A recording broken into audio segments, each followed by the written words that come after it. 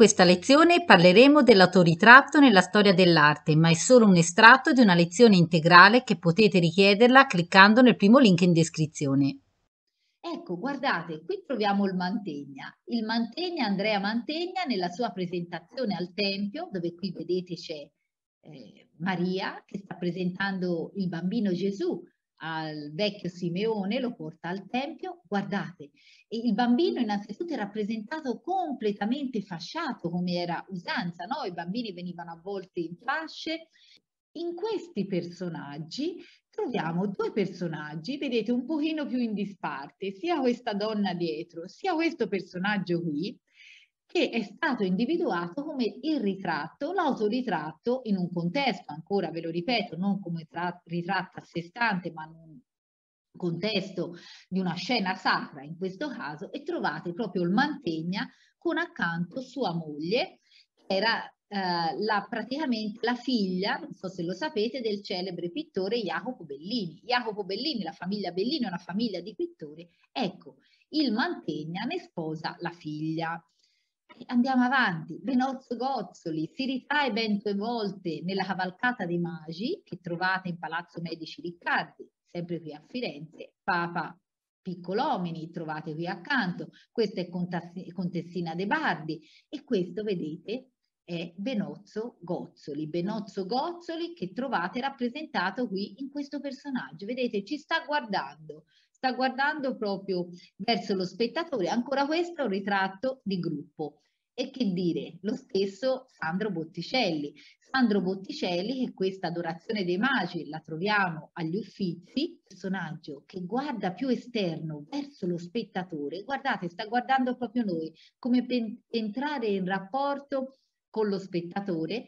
È vestito di arancione, nelle pitture medievali o rinascimentali, pensate agli affreschi, ai cicli d'affreschi, il pubblico, anche coloro che visitano, i fruitori dell'affresco, si aspettano di vedere una storia, una narrazione collettiva che serve per la collettività, le storie della Genesi, le storie, in questo caso l'Adorazione dei Magi. Non si aspettano di vedere un diario intimo, di essere il personaggio, l'autore a eseguire il dipinto, a voler raccontare qualcosa di sé. E queste stesse cose vengono dette per Domenico Ghirlandaio. Domenico Ghirlandaio, guardate qui in questa Adorazione, vedete, dei Magi, che tra l'altro questa si trova all'Ospedale degli Innocenti, e lo capite bene subito perché ci sono, guardate in primo piano, a parte il corteo dei Magi, vedete che arriva il magio più anziano.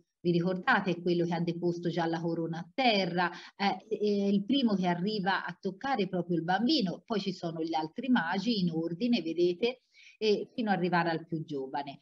E qui vi dicevo, è legata proprio all'Ospedale degli Innocenti, perché qui vi capiterà di vedere che ci sono 2 bambini innocenti proprio, perché qui sullo sfondo c'è la strage degli innocenti e quindi lo sapete, no? Gesù bambino si trova qui in braccio a Maria, ma Erode voleva uccidere tutti i bambini per arrivare a uccidere anche Gesù. E qui vengono rappresentati dei bambini che sono stati salvati come proprio gli innocenti, che sono stati abbandonati dalle loro famiglie, ma che sono stati accolti da questo ospedale, il primo in Europa che accoglie i bambini. I bambini, se li vedete da vicino e vedete quest'opera all'Ospedale degli Innocenti, vedete che hanno delle ferite sulle braccia, delle ferite sulle gambe, sono sanguinanti, ma sono finalmente accolti al cospetto, vedete, di Maria insieme anche ai Magi.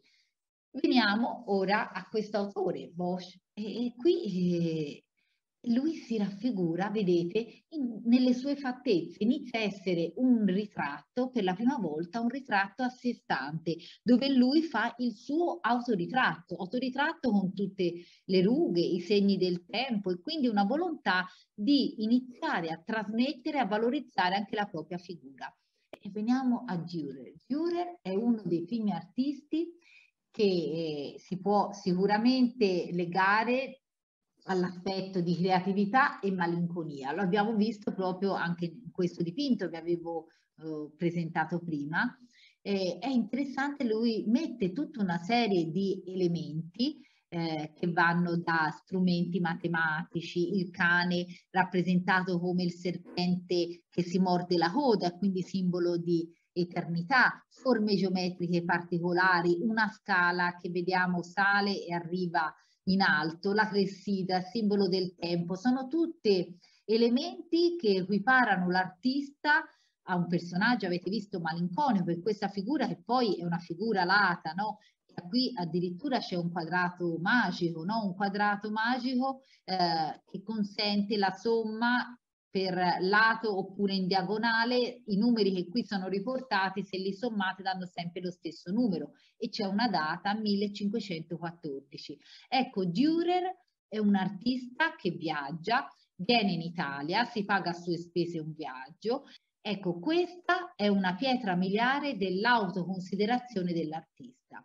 L'artista, in questo caso Dürer, sottolinea la sua analogia tra il pittore, lui stesso, e Cristo. Guardate, questo, se io non vi dicessi che è firmato Dürer, potreste pensare questo che è un ritratto di Gesù Cristo. In realtà questo è Dürer, è il pittore stesso, e si rappresenta in una cosa ieratica, vedete, sacrale, statica, con lo sguardo perso nel vuoto. Si raffigura con un gesto, sembra quasi un gesto benedicente, questa mano ferma a sondare, vedete, lo spazio in avanti, sottolinea proprio questa sua analogia. Lui si ritiene investito del suo talento proprio da Dio stesso, e sottolinea anche il suo status sociale raggiunto. Guardate questa pelliccia che sta toccando, guardate il vestito, guardate questi capelli così come ricadono flessuosi sulle spalle. Questo è un altro autoritratto dell'artista, che non si vergogna di rappresentare anche la sua persona così com'è, una persona che riesce comunque a creare al pari di Dio.